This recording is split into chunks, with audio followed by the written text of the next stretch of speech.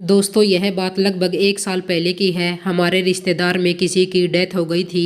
मेरे पति अपने काम धंधे में व्यस्त थे, इसलिए मुझे ही वहां जाना पड़ा। ट्रेन का सफ़र था और मुझे अकेले ही जाना था, इसलिए मेरे पति ने फर्स्ट एसी में मेरे लिए रिजर्वेशन करवा दिया।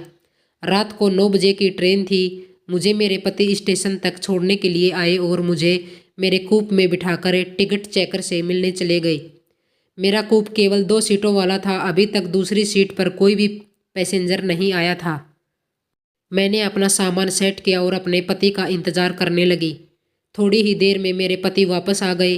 उनके साथ ब्लैक कोट में एक आदमी भी आया। वह टिकट चेकर था। उसकी उम्र करीब 27 साल की थी। रंग गोरा और करीब 6 फीट लंबा हैंडसम नौजवान लग रहा था। मेरे पति ने उससे मेरा परिचय करवाया। वह आदमी केवल देखने में ही हैंडसम नहीं था, बल्कि बातचीत करने में भी शरीफ लग रहा था। उसने मुझसे कहा, चिंता मत कीजिए मैडम, मैं इसी कोच में हूँ और कोई भी परेशानी हो तो मुझे बता दीजिए, मैं हाजिर हो जाऊंगा। आपके साथ वाली बर्थ खाली है। अगर कोई पैसेंजर आया भी तो कोई महिला ही आएगी, इसलिए आप निश्चित होकर सो सकती हैं। उसकी बातों से मुझे और मेरे पति को भी तसल्ली हो गई।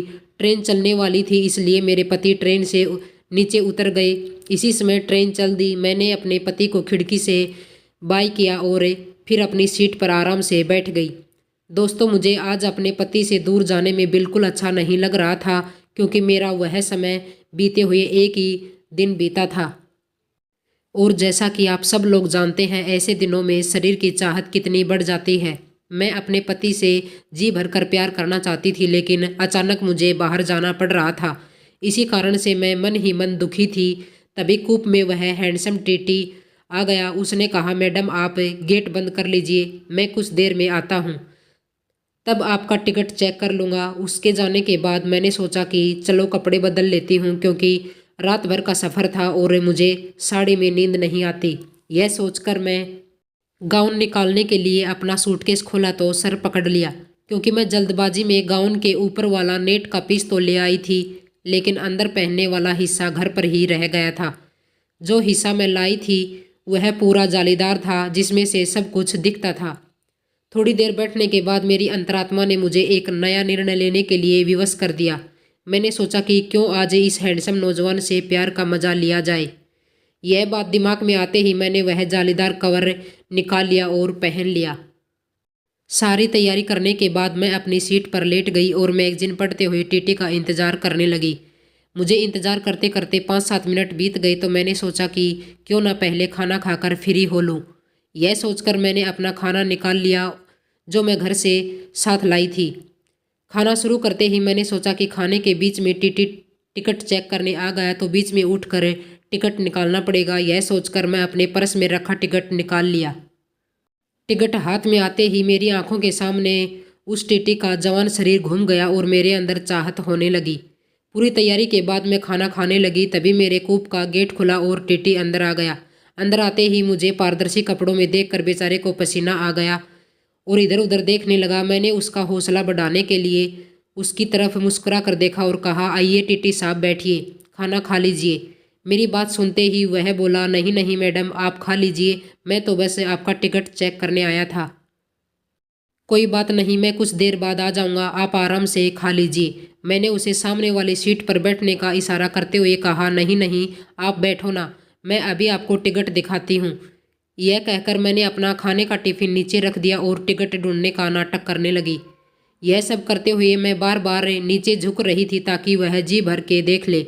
यह सारी हरकतें करते हुए मैं यह इंतज़ार कर रही थी कि वह खुद मेरे टिकट को देख ले, और हुआ भी ऐसा ही। उसने मेरे लेफ्ट की ओर इशारा करते हुए कहा, मैडम लगता है आपने टिकट अपने लेफ्ट साइड में रख लिया है। मैं अनजान बनते हुए अपने गले की तरफ देखा और हंसते हुए कहा, कहाँ यार। बोलते बोलते मैं अपने खाने के हाथों से उसको निकालने की कोशिश की और इधर उधर से उंगली डालकर टिकट पकड़ने की कोशिश करते हुए उसे अपने लेफ्ट के दर्शन करवाती रही। जब मेरी उंगली से टकराकर टिकट और अंदर घुस गया तो मैं मुस्कुराते हुए उससे कहा, सॉरी यार, अब तो आपको ही मेहनत करनी होगी। मेरी बात सुनते ही वह उठकर मेरे पास आ गया और मेरे गाउन में हाथ डालता हुआ बोला, क्यों नहीं मैडम, मैं खुद निकाल लूँगा। यह बात करते हुए वह बड़ी अदा से मुस्कुरा उठा उसने डरते डरते मेरे गाउन के अंदर हाथ डाला और टिकट पकड़कर बाहर खींचने की कोशिश करने लगा। वह बेचारा टिकट निकालने से डर रहा था, इसलिए मैंने उसको इशारा किया और बोली, हाँ हाँ आप टिकट हाथ डालकर निकाल लो ना प्लीज़। मेरी बात सुनते ही उसके हौसले बुलंद हो गए। मैं तो यही सोचती थी, इसलिए मैं उसकी तरफ देखकर मुस्कुराने लगी। मुझे मुस्कुराता देखकर वह खुश हो गया। उसके बाद उसने टिकट निकाल कर चेक किया और मेरी तरफ इशारा करते हुए बोला, आप खाना खा लीजिए, मैं बाकी पैसेंजर को चेक करके अभी आता हूँ। मैं भी उसको खुला नियंत्रण देते हुए कहा, जल्दी आना। वह मुस्कुराता हुआ जल्दी से बाहर निकल गया। मैं भी जल्दी जल्दी अपना खाना खाया और बड़ी बेसब्री से उसका इंतज़ार करने लगी। जितनी जल्दी मुझे थी उतनी ही उसे भी थी, इसलिए वह भी 5-7 मिनट में ही वापस आ गया। अंदर आते ही उसने कूप अंदर से लॉक कर लिया और मेरे करीब आकर मुझसे बोला, आओ मैडम, आज फर्स्ट एसी का पूरा मज़ा दिलवाऊंगा। मैं भी उसके करीब हो गई और 5-7 मिनट के बाद वह अलग हो गया और गिड़गिड़ाते हुए बोला, मैडम एक प्रॉब्लम है। मैंने पूछा, क्यों, क्या हुआ? मैडम मेरे साथ मेरा एक साथी है और इसी कोच में है। अगर मैं उसको ज़्यादा देर दिखाई नहीं दूंगा तो वह मुझे ढूंढता हुआ यहाँ आ जाएगा। वह बोला, अगर आप इजाज़त दे तो क्या उसको भी बुला लूँ? उसकी बात सुनते ही मैं अंदर ही अंदर खुश हो गई। चलो आज बहुत दिनों बाद एक साथ प्यार मिलने वाला है। इसलिए मैंने तुरंत जवाब दिया, हाँ हाँ बुला लो उसको भी, लेकिन ध्यान रखना किसी और को पता नहीं चलना चाहिए। जाओ जल्दी से बुला लो। मेरी बात सुनते ही वह दरवाज़ा खोलकर बाहर चला गया और 3-4 मिनट बाद ही वापस आ गया। उसके साथ एक आदमी और था। यह नया बंदा करीब 34 साल की उम्र का था, बस थोड़ा सा मोटा ज़्यादा था। उन दोनों ने अंदर आते ही कूप को अंदर से लॉक कर लिया और दोनों मेरे पास आकर खड़े हो गए। पुराने वाले टिट्टी का नाम मुझे अभी तक नाम पता नहीं था। उसने अपने साथी से मुझे मिलवाया। मैडम यह है मेरा दोस्त जतिन।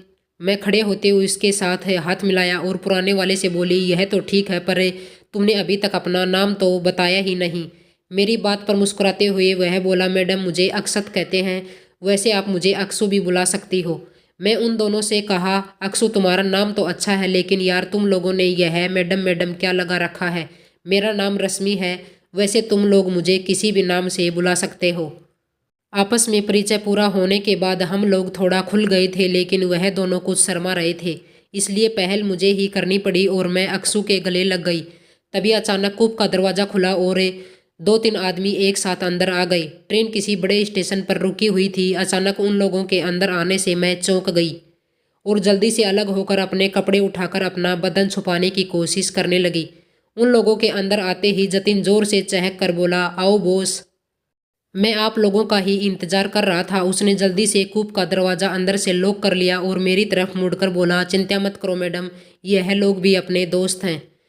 अभी तुम्हारी इच्छा बढ़ रही थी ना, इसलिए इन लोगों को बुलवाया है। चलो शुरू करते हैं। मुझे इस तरह से उन लोगों का अंदर आना अच्छा नहीं लगा। मैं नाराज़ होते हुए कहा, चुप रहो तुम, मुझे क्या तुम लोगों ने बाजारू समझ रखा है? जो भी आएगा मैं उससे प्यार कर लूँगी। तुम लोग अभी मेरे कूप से बाहर चले जाओ, नहीं तो मैं शोर मचा दूंगी। मेरे इस तरह नाराज होने से वह लोग डर गए और मुझे मनाते हुए जतिन ने कहा, नहीं मैडम ऐसा नहीं है, अगर आप नहीं चाहोगी तो कुछ नहीं करेंगे। जो लोग अभी अभी अंदर आए थे उनमें से एक ने कहा, नहीं मैडम हमें तो अक्षत ने ही भेजा था, अगर आपको बुरा लगता है तो हम लोग बाहर चले जाते हैं, प्लीज़ आप शोर मत मचाना, हमारी नौकरी चली जाएगी। इस तरह वह सभी मुझे मनाने में लग गए।